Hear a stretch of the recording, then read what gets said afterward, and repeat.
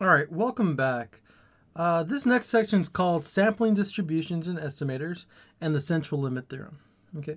Now, what we're going to talk about today is really the most important discovery in the study of statistics, especially the central limit theorem. Everything that we're going to do in the second half of the course, which we're at the midpoint right now, is all really dependent on the results from the central limit theorem.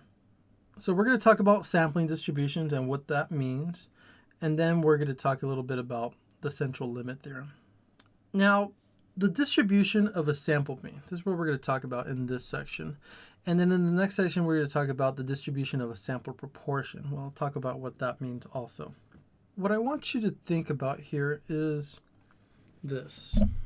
For example, if I'm trying to, let's say, I'm interested in the average height of students at a certain college, okay? Then I would have to collect all the population data in order to calculate the population mean, right? The average height, okay?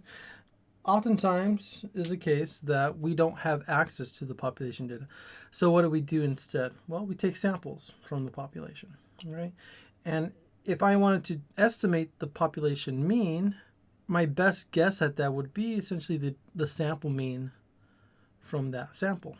Okay, so you use statistics to estimate the parameters. Now, let's say that I get one classroom or one sample from the population, and I get, let's talk about inches here. I get that the average height was, I don't know, 65 inches tall. Now, if I get another sample from that population, all different people, do you expect for me to get the exact same mean from one sample to the other sample? It's probably not likely that I would get the exact same mean from one sample to the other sample. For example, let me just show you a little picture here. Here's our population. I have a sample here and a sample here. And I guess I get a mean of, what did I say before? 65 inches. And this other sample, I might get something different, like 64 inches. And on the third sample, I might get like 66 inches. What you'll notice in practice is that every sample won't have the exact same calculation for the sample mean in this case, right? And what does that mean? Well, it means that every sample varies, right? The calculation of the sample mean varies. So therefore, if something varies, it's a variable. And in this case, it's a random variable, because there is a likelihood of what that value should be, okay? Because it is associated with a population that has a distribution. So therefore, a sample mean, x bar, will change from sample to sample, but it should target the true population mean, okay? So this sample mean will have a distribution. Since the sample mean, x bar, is a random variable, random variables have some sort of measure of center. We're going to call that the sample mean. The sample mean has its own mean, okay? And the sample mean also has a standard deviation. Now this is called the sampling distribution of the sample mean. So x bar is the probability distribution of all possible values of the random variable x bar, computed from a sample size of size n, from a population that has a certain mean, mu, and a standard deviation, sigma. Okay, I want to take a moment to discuss this example, because this will essentially show you what we mean by a sample mean having a distribution. For example, consider the probability distribution for rolling a fair die. List the probability of the occurrence of each possible result below. Now, a histogram distribution is also provided. Okay, so we know in a 6-sided die, there are 6 faces to that die, and each one of those faces has an equal likelihood of occurring. Okay, if it's a fair die, of course. So they all have a 1 in 6 chance, right? Every single face has a 1 in 6 chance. And if you were to round that to 4 decimal places, you would get 0.1667. Okay. Now you can also create a histogram for this distribution. It is a discrete distribution, right? So we have the face along the x-axis here, and the relative frequency along the vertical axis. And as you can see, that value right there is about 0.1667. Okay, this is what we call a uniform discrete random variable. We talked about uniform continuous in the previous chapter, but this is a uniform discrete random variable. So we know this probability distribution of rolling a fair die to be uniform, since each outcome has the same probability of occurring. So how did we calculate the mean for a discrete random variable? Well, we said the mean is the sum of each value times its probability of occurring. Okay. So in our case, what we have here is, well, we have 6 lines here. That means we're going to have 6 terms. And we're going to have every face value times the probability of occurring. So we have 1 times 1/6 plus 2 times 1/6, and so on.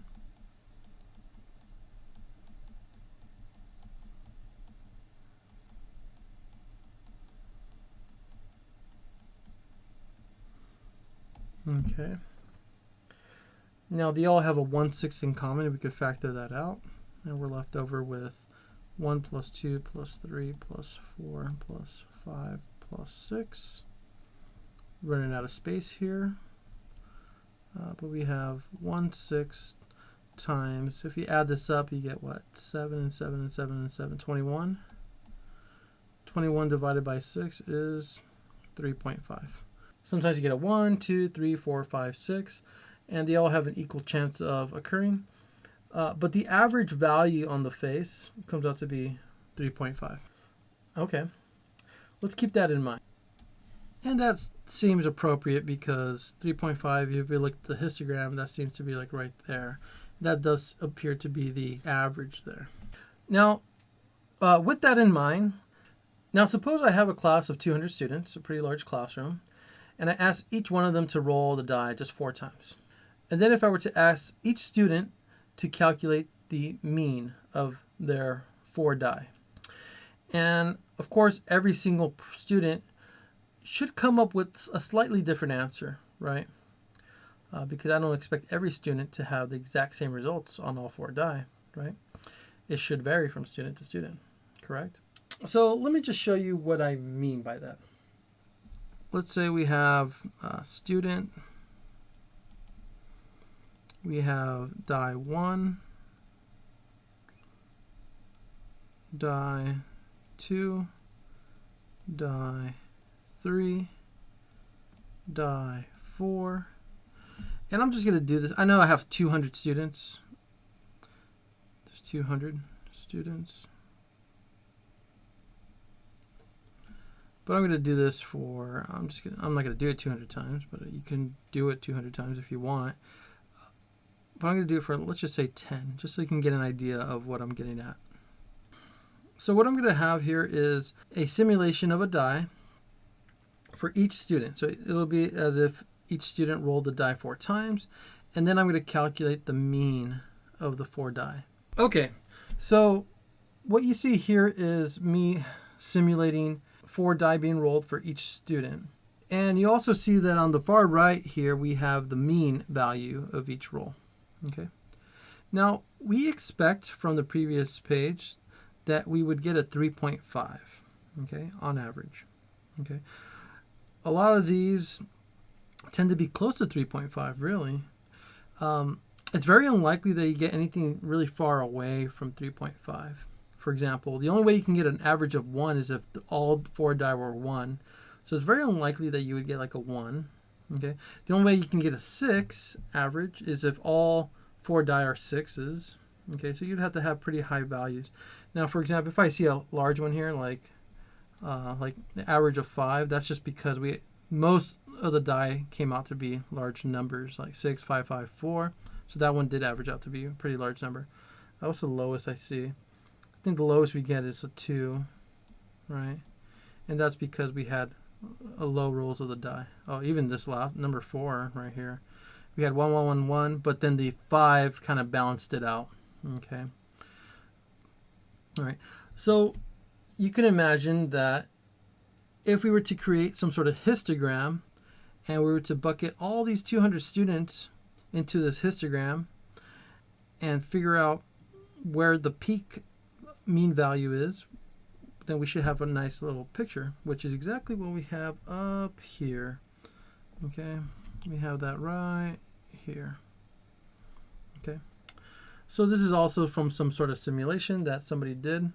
I don't have the original data for this table, but they did some sort of simulation similar to mine, but they actually did it with 200 samples. Okay, 200 samples.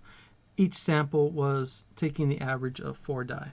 Okay, and what you notice is that oftentimes you do get a result that is somewhere between 3 and 4, because we know the average is 3.5. Okay, even in our little small sample, most of our values were between 3 and 4, right? Most of them here. Very rarely will you get anything more than 5, right? Very rarely you get anything less than 2, right?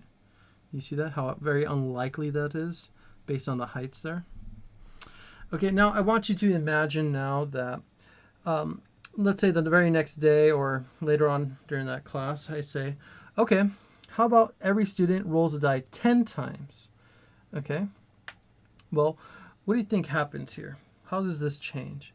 Well, do you ever expect to have any of the extremely small means and extremely large means to occur very often? For example, the only way you would get a 1 in that case is if all 10 die came out to be exactly 1. Okay, and anything less than 2, you can see from this picture, right? This is where there's 10. There's very few times that the average is that the 10 die right average out below 2, and also on the flip side, there's very few times that the 10 die average out more than 5. Okay, it's very unlikely. Again, the tallest peaks are close to the center here, right?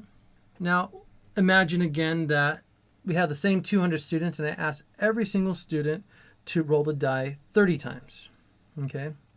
Now let's think about those extremely small numbers and extremely large numbers. Now in this case, if you had a student that rolled the die 30 times, how often do you think an average of 1 should show up? Again, the only way to get a 1 average from 30 rolls of a die is if all 30 die are exactly 1. Okay, so they can see that that's very unlikely. In fact, if you looked at this picture here, the one with the n equals 30, it's a more zoomed in view right here. It looks like this is like a 2.5 there, and this is about 4.5. You see how it almost never goes below 2.5. It doesn't, in this case, go below 2.5 of an average, and it doesn't go above 4.5. None of those results ever showed up because in 30 rolls of a die, it's very unlikely that you have anything that's extremely large or extremely small. Okay. So what do we start to notice here? We started off with a uniform distribution, and if we start to take samples from a distribution that is, in this case, uniform, then if we list out the sample means, we start to notice that the sample means have some sort of central tendency. Okay, in this case it is 3.5, as we can just see in every single example here, right?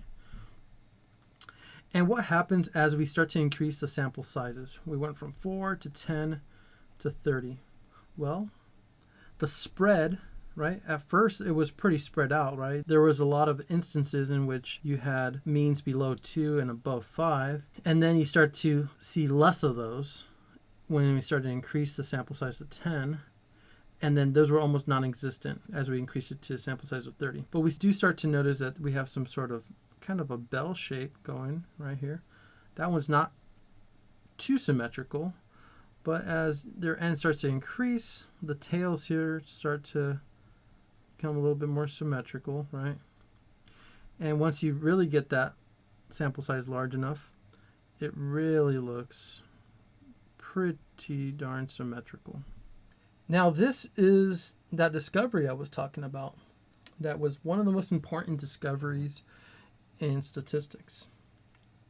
And that is that we can start off with any distribution, and if you have samples large enough, then the distribution of those samples has a central tendency and it has a spread. Okay? And that distribution starts to look bell-shaped or more normal. So no matter what distribution you start with, if you take samples large enough, those samples will follow a normal distribution. And what's nice about that is we know everything about a normal distribution. We know how to take areas of normal distributions, calculate probabilities. We can do all sorts of things with normal distributions. So this is a very important discovery. Let's go ahead and fill this out. It says, what role does the sample size n play in the shape of the sampling distribution of the sample mean? Well, as the sample size n increases,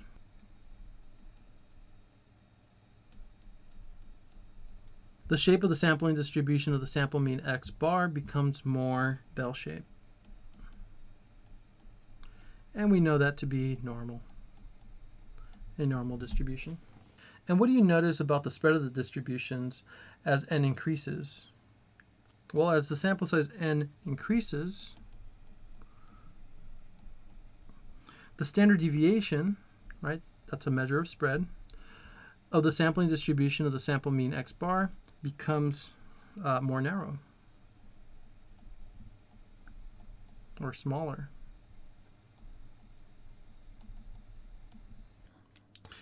All right, so let's go ahead and give this discovery a name, okay?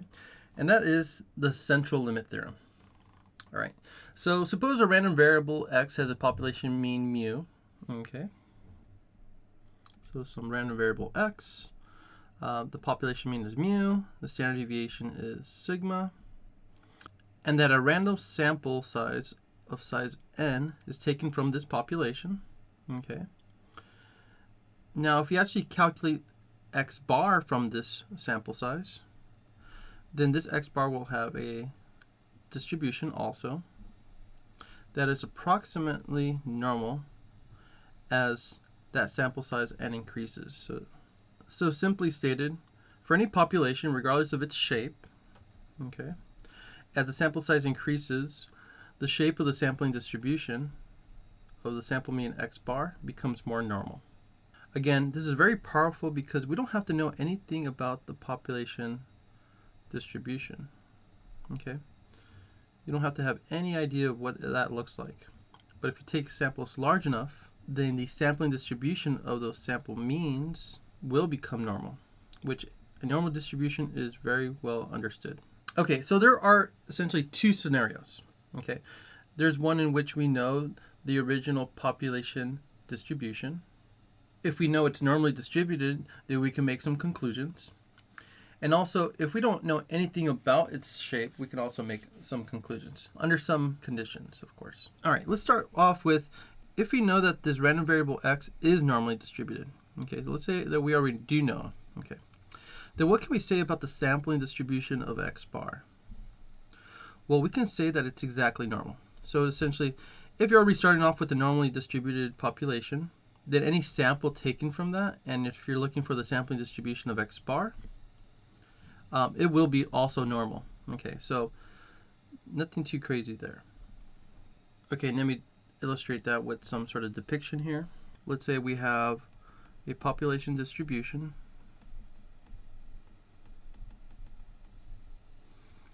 We'll say that x is normally distributed. Say x is normal with the mean mu and a standard deviation sigma. And we know normal distributions are these bell-shaped curves here.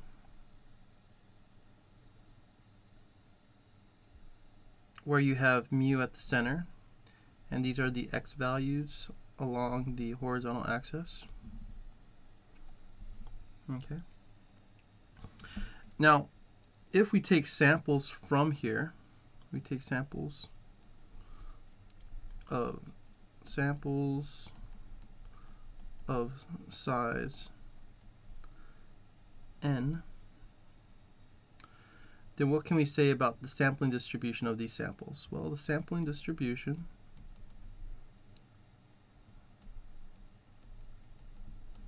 of x bar is distributed also normal. Now the mean of x bar, so we're going to put a little subscript right here. The mean of x bar, that's what that means, should target the same mean as the population. As we noticed in the previous example, right? The population mean was 3.5 in the previous example, And we did see that the sampling distribution was also 3.5. Let me just kind of go back up there. Yeah, I still notice that it was 3.5 right here. 3.5. 3.5. Right, so those targets the same center. However, the standard deviation, what do we notice with the standard deviation? The standard deviation of x bar, well, it's not the same as the population distribution. Okay, in fact, as your sample size increases, these bell shapes started to become more narrow, right? Which means that they're less spread out. Okay, if you go back up to that picture again, we notice that for this first one here, we have, it's pretty spread out, right? You have values that are range from, what is that, like 1.5 up to about 5.5, right? And as your sample size n increases here, it's no longer really spread out that much, right? Most of the outcomes are somewhere closer to the center. And as you increase it to even a much greater sample size, like 30, we notice that it does become a much more narrow. In fact, there's not that much spread from the mean. All the results are somewhere closer to the mean. All right, so what does that say about our distribution here? Well, this say it's still normally distributed, but if we were to compare this to the population distribution, well, it'll still target the same center. So the mean, or the sample mean, is the population mean. However, the spread of this distribution should be more narrow. So I'm just going to exaggerate that a little bit. Okay, it's more narrow. More narrow. Okay. Well, it is still related to the spread of the population distribution. However, it's a little bit different. So it's the population distribution divided by square root n. Where that comes from is a little bit beyond the scope of this course. If you ever take an upper division probability or statistics course, you'll see where that comes from. Also, these values down here are no longer x values, they're actually x bar values.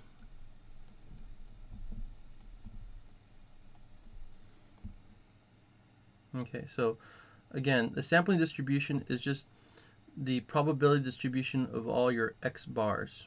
So essentially, you take many samples from the population, and all these samples will have different x bars.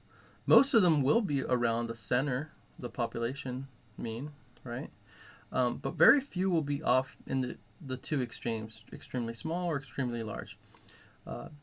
Again, going back to that die problem, right? If you have 30 die, would it be likely that you have a mean of 1 or 2? Probably not. That means you had a whole bunch of die that showed up as 1 or 2, and then all the other numbers didn't show up at all, really. So it's very unlikely that you have means that average out closer to the tails. Okay, most of them should be around the center. Okay, and then the other situation here is if we have no idea what the population distribution is. Okay, in fact, if it's not normal, just means that we don't know anything about it, then we can still make some determinations here. Okay, we can determine that the sampling distribution of x bar will be approximately normal, not exactly normal, but approximately, as long as that sample size is large enough. Okay, and what do we mean by large enough? Well, as long as it's greater than 30. Okay, as you started to see that in that previous problem, let's go back up.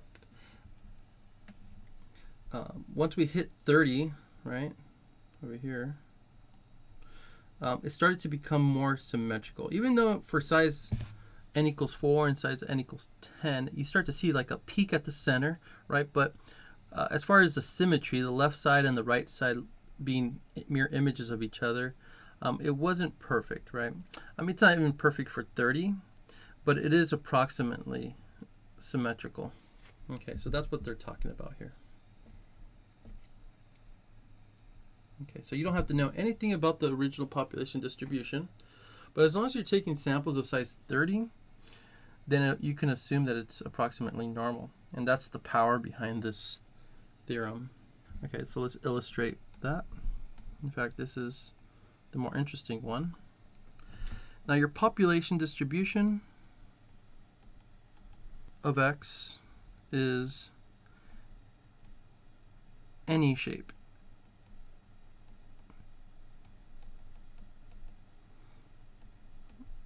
Okay, that means X could be distributed, an unknown distribution. I'll just write the word unknown.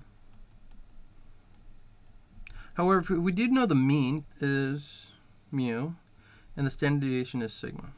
Okay. Now let me kind of illustrate some different distributions. Like we saw before, we have maybe like a uniform distribution, something like, oh, I don't know, like this, something weird. It probably doesn't even have a name to it. Another distribution that's probably like, kind of like a U distribution. Sometimes when I give out an exam, I might have a whole bunch of F's and then a whole bunch of A's, but not too many in the middle. That's actually pretty rare, but that's just an example of something. You might have something skewed to the right, long tails, things like that. Okay, so it can be any type of distribution.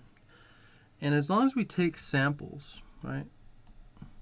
Take samples of size n, then we can make some conclusions about the sampling distribution of x bar. And that is the same as we had before. X bar will be normally distributed, where the mean of x bar targets the same population mean. However, the standard deviation of x bar is the population standard deviation divided by the square root of n. So therefore, x bar, these are all x bar values, will be normally distributed under these conditions. And those are just that the sample size is just large enough, greater than 30.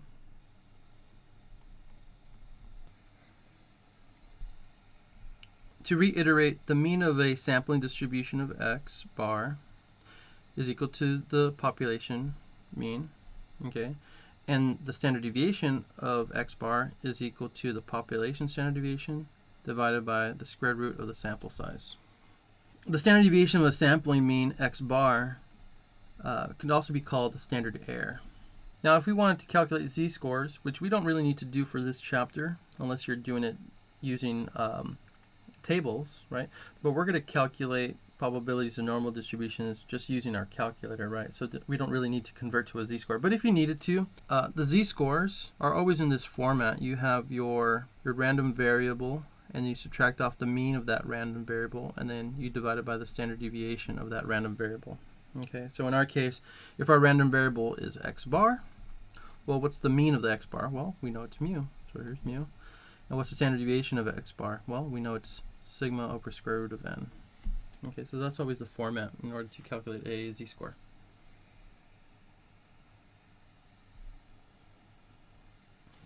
All right, so let's just do a whole bunch of examples and see how this is used in practice.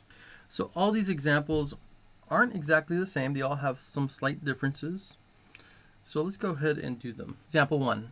A statistics instructor obtains heights of her students. The heights have a mean of 64 inches and standard deviation of 4.6 inches. Okay. She takes a random sample of 6 students. Now, in part A, they're asking what must be true regarding the distribution of the population in order to use the normal model to compute probabilities. Okay.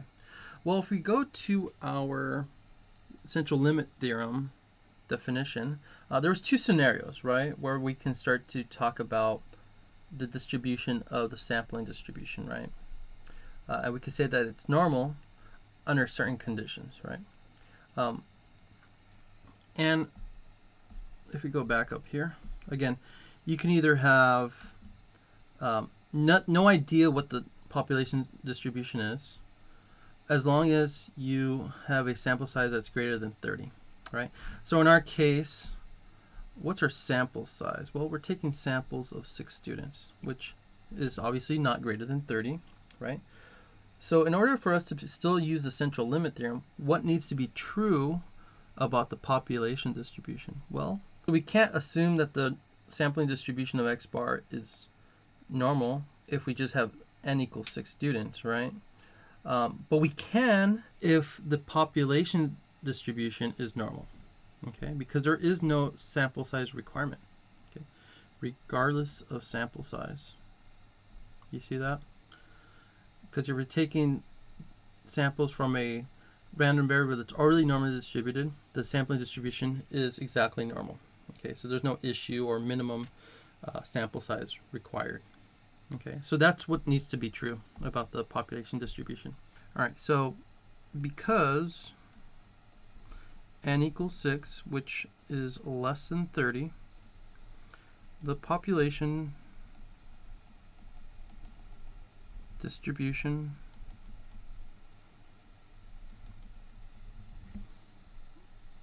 of students' heights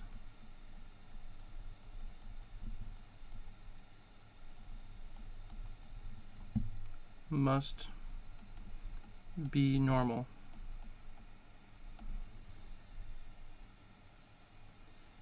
in order to apply the central limit theorem, CLT. All right, so let's go ahead and describe the population distribution first. Okay, we are interested in where they're telling us that the heights of students have a mean of 64 inches and a standard deviation of 4.6 inches. Okay, so let's define heights to be x, right? So the height of a student in the class. Okay, x is just the height of a randomly selected student in the class. And we know these heights vary from student to student, so they follow a distribution. And we have to assume that it's normal. Okay. With the mean mu, and they do tell us that it's what, 64? And a standard deviation of 4.6. Okay, so it's good to understand what we're talking about. So we define what x is, and we're going to state what the distribution of x is and all its parameters.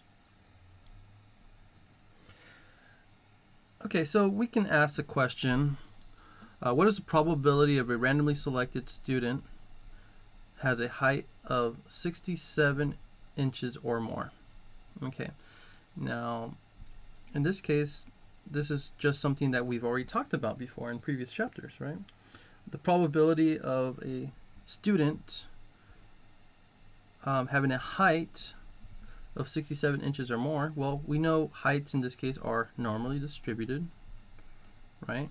And to talk about probabilities of normal distributions, well, we have to draw a bell-shaped curve. Okay, so let's go ahead and do that. Draw a bell-shaped curve, because we know this random variable of heights is normally distributed. So let's go ahead and identify the mean here. In our case, the mean is 64 and a standard deviation of 4.6. So I only like to label the mean, because if I label plus or minus the standard deviation, it kind of gets cluttered. We are interested in the probability of selecting a student that has a height of 67 inches or more. Well, where's 67 in reference to the mean? Well, 64 is here, 67 is somewhere around here, right? And we want 67 or more. So that means we shade to the right. Okay, I can already use a little bit of intuition and see that the probability should be less than 50%. To find areas underneath the normal distribution curve, we use normal CDF. So the probability that our x value, heights of students in the class, is greater than 67 is normal CDF. We always choose our lower value, upper, mean, and standard deviation. All right. Lower value is, again, the leftmost part of the shaded region. In this case, it's 67. Upper, well, it goes all the way up to infinity. We know in our calculator The proxy for that is E99. The mean here is 64, and the standard deviation is 4.6. Rounded to 4 decimal places, 0.2571.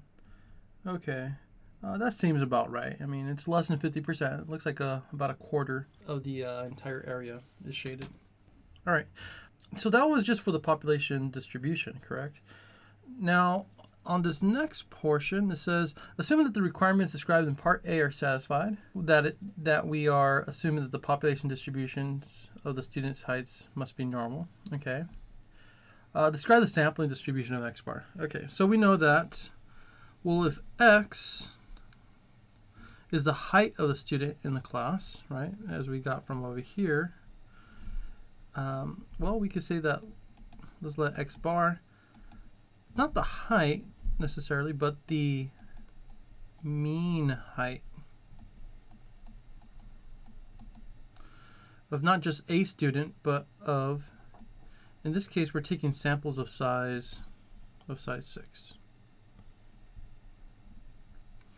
So it's the mean height of 6 students. Okay. Because of the central limit theorem, we know, right, because of CLT, we know that x bar is normally distributed with the mean of x bar to be equal to the mean of the population distribution, mu, which is 64, right? So that number is 64, just like above. And the standard deviation, or the standard error, of x bar is equal to the population standard deviation divided by the square root of n. Okay, which in our case, population standard deviation is 4.6. Square root of n. Well, what's our sample size here? Well, it's 6. Right? That's where n is, right? Now, I'm not really interested in what that actual number is. You could put that in your calculator and get some sort of decimal equivalent into it. But your calculator can actually handle operations for inputs for that normal CDF. Okay, which is what we're going to show in the next problem.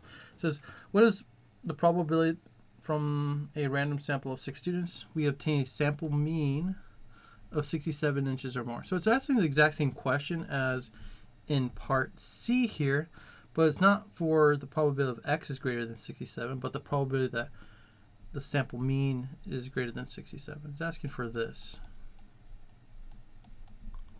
Okay, again, let's go ahead and draw a bell-shaped curve for this.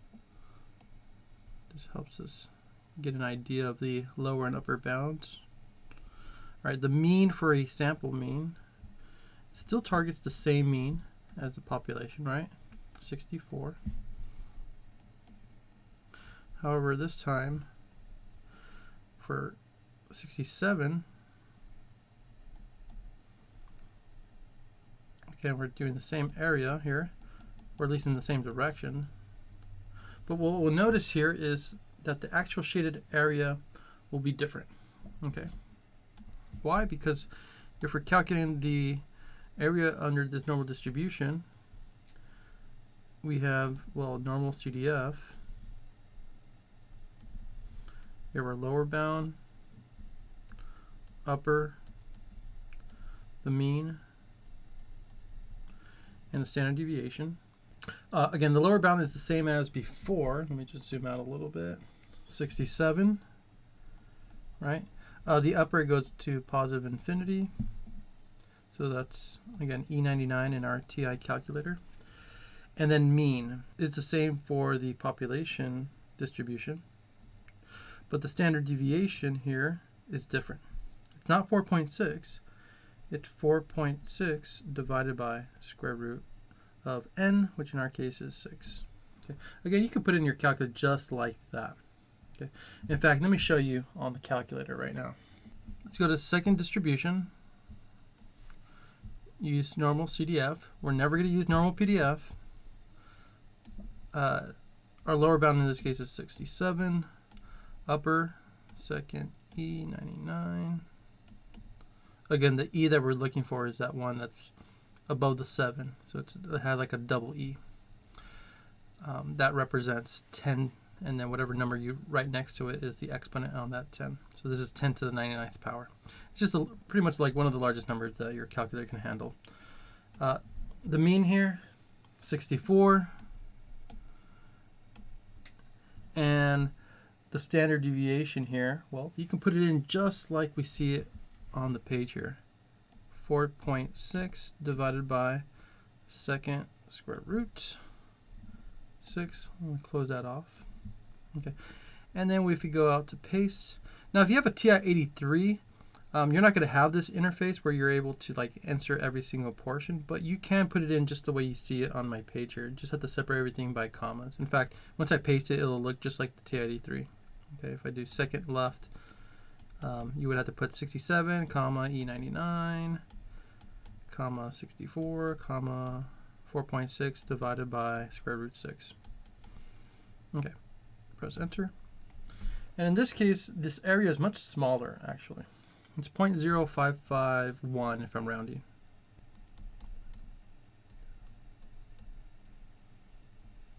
Well, why is this the case? Well, because if I were to actually draw this more to scale, the standard deviation is smaller, right? In this case. So that means that the actual distribution is a little bit more narrow. Okay. Now again, if I were to draw this a little bit more to scale, I probably would have done it like this. It's more narrow, right? So 67 here represents a much smaller area than it looks like in part C. Okay, so that's why the area is about 6%. Example 2, the weights of pennies minted after 1982 is approximately normally distributed. All right, so they're already telling us that the population distribution is approximately normal. And it's telling us that the mean has 2.46 grams and the standard deviation of pennies is 0.02 grams. Question is, what is the probability that a randomly selected penny weighs less than 2.40 grams? Okay, so they're not talking about any sampling distributions yet, right? So let's go ahead and start with what they're asking. But before we do that, let's define a variable x, because I'm going to use the letter x, so I might as well define that early on. Let's let x be penny weights, right? So we'll define it to be the weight of a penny. Okay, be the weight of a randomly selected penny of a penny. Okay, weights of pennies. These are things that are being manufactured. So pennies tend to have a distribution, right? If things are being manufactured, not everything is identical. They try to make them identical, right? But in reality, there is variation from penny to penny. Even though it's very small, there is some sort of variation. Okay, so they'll follow something that is normally distributed, which they tell us that, right? That comes from the problem. And the mean, in this case, was also told to us as 2.46 grams, and the standard deviation is 0.02 grams. Okay, so that's us just defining this very carefully. All right, they're asking for probabilities. So the probabilities for a normal distribution, you always have to draw a picture. That should always be your first step here. Identify the center. In this case, the mean here is 2.46. Then now we can actually answer the question. Pennies weigh less than 2.4 grams. Well, here's 2.46. 2.40 grams should be somewhere around here, right? And are they asking us to shade to the left or to the right? Well, less than means to the left. So the shaded region. So I can already tell that this area is going to be less than 0.5, right? Less than 50% of the shaded region. All right, so how do we calculate areas underneath the normal distribution? Well, of course, just like usual, we use the normal CDF. Let me actually use the math symbol first. This is the probability that x, right, is less than 2.40. Normal CDF. We have a lower bound. We have an upper. We have a mean and a standard deviation. Lower bound in this case, well, it's going all the way to negative infinity, negative E99. Upper, 2.40. The mean, 2.46. And the standard deviation, they told us that's 0.02. If we were to run this through our calculator, we would get 0.0013. Okay, so there's very few pennies.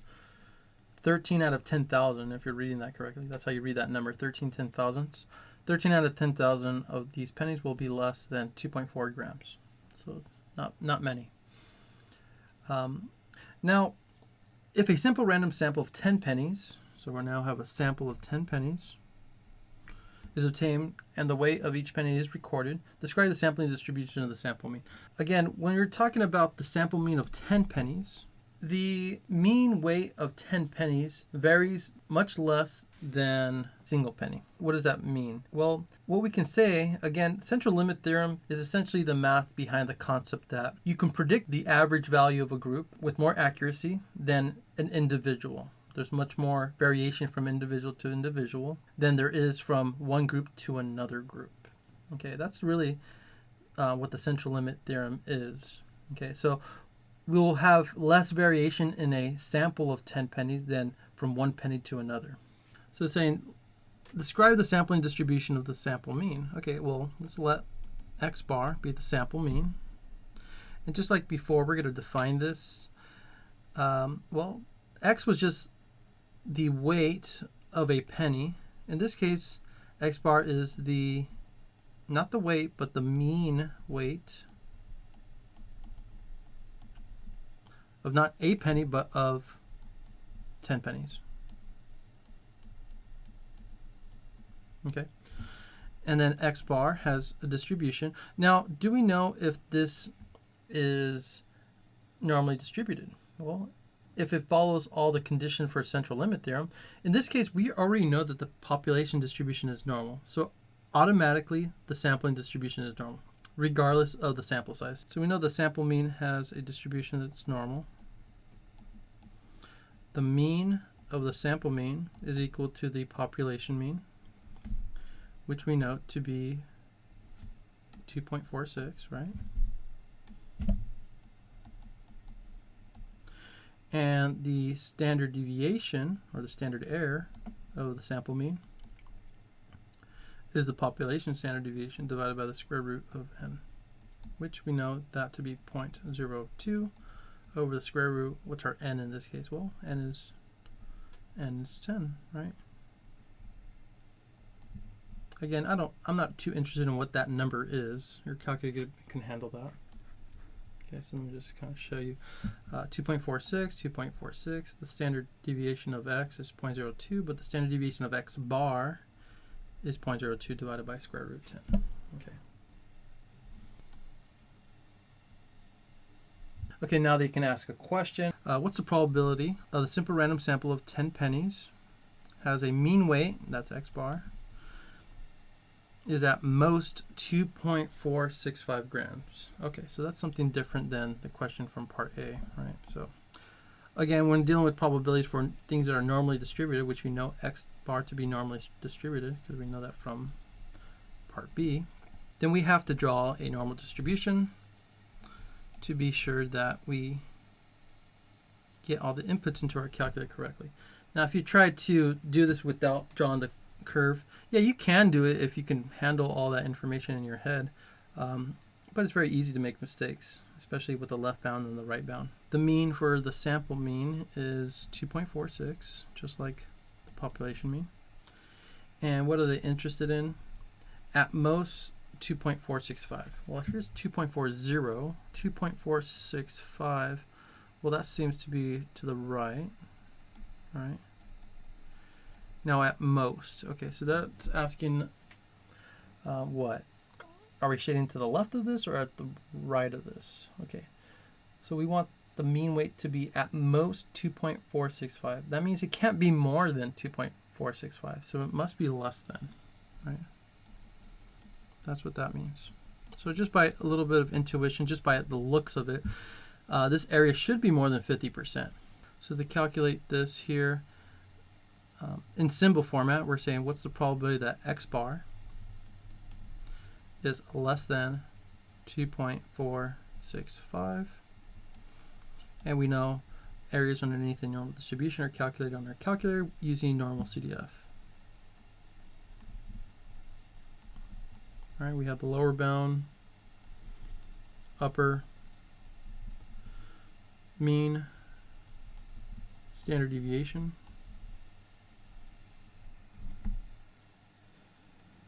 Okay. Again, our lower bound of the shaded region, it goes all the way from negative infinity all the way up to 2.465. So negative infinity in our calculator is negative E99. Upper, 2.465. Mean, 2.40. And standard deviation is, well, what is that going to be? Well, we know the standard deviation is right up here for the sample mean. So that's going to be 0.02 divided by square root of 10. All right, let's run that through our calculator here.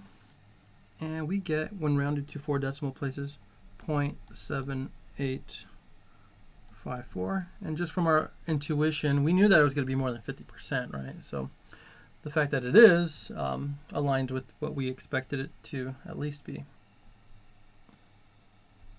All right, one more example here. Now, suppose the mean time for an oil change at a 10-minute oil change joint is 11.4 minutes with a standard deviation of 3.2 minutes. Okay. Now, they call it a 10-minute oil change place. On average, there's 11.4 minutes to do an oil change.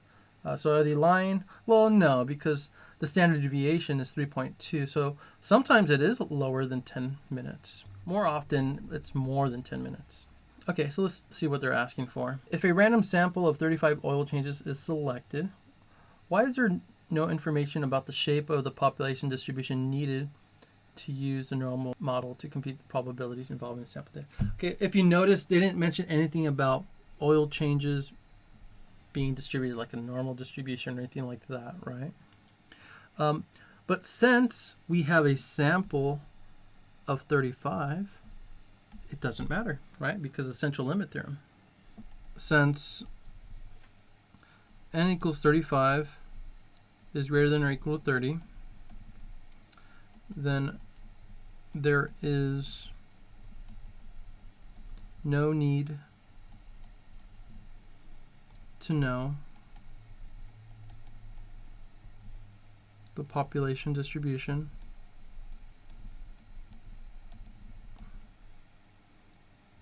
in order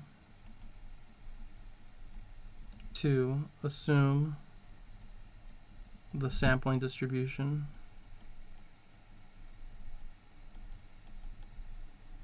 of x bar is normal, because of the central limit theorem.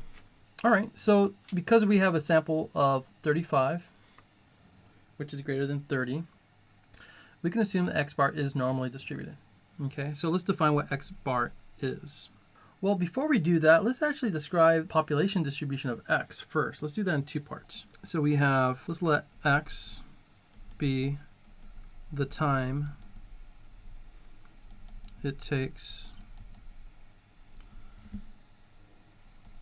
for an oil change. Okay. And we don't know the distribution of this, right? In fact, it's unknown. We'll just write it like that. Unknown distribution. However, they do tell us that it has a mean. In this case, the mean is 11.4 minutes. And the standard deviation is 3.2 minutes. Okay. However, the sampling distribution of x bar,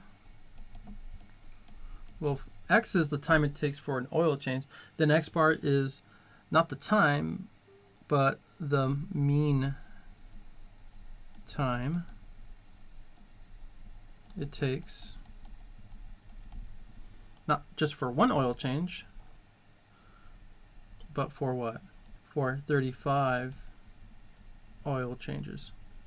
Again, the central limit theorem is essentially the mathematics behind the concept that groups on average are more predictable than individuals, right? There's more variation from individual to individual than there are from one group to another group. So x bar, again, because of central limit theorem, we can say that x bar, well, it's not an unknown distribution, it is normal because our sample size is greater than 30, with the mean of x bar to be the same as the population mean, which in this case is 11.4, right? That's where I'm getting that from. However, the standard error, or the standard deviation of x bar, is equal to the population standard deviation divided by the square root of n, which in our case, standard deviation here is 3.2.